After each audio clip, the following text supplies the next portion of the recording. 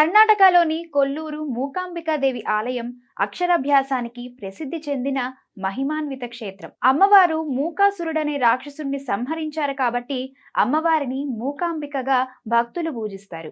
ఆది శంకరాచార్యుల వారు కుడజాత్రి పర్వతంపై తపస్సు చేయగా సరస్వతీదేవి ప్రత్యక్షమై ఆయన వెంట నడిచి వచ్చిందని పురాణ కథనం. అయితే వెనక్కి తిరిగి చూడకూడదన్న అమ్మవారి షరతును శంకరులు ఉల్లంఘించడంతో కొల్లూరులోనే అమ్మవారు విగ్రహ రూపంలో స్థిరపడింది. ఆ తర్వాత శంకరాచార్యుల వారు పంచలోహ మూకాంబిక విగ్రహంతో పాటు శ్రీచక్రాన్ని కూడా కొల్లూరులో ప్రతిష్ఠించారు.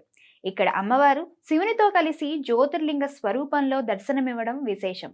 ఇక్కడ ప్రసాదాన్ని బావిలో వేసే సంప్రదాయం ఉంది. అలా బావిలో వేసే సమయంలో ఒక కేరళ వాసి నీటి అడుగున ఉండి ప్రసాదాన్ని స్వీకరించి మహాపండితుడు అయ్యాడు. ఈ ఆలయంలో అమ్మవారిని త్రిశక్తి స్వరూపంగా పూజిస్తారు. అందుకే అమ్మవారి ఆలయంలో విజయదశమి రోజున అక్షరాభ్యాసం చేయిస్తారు.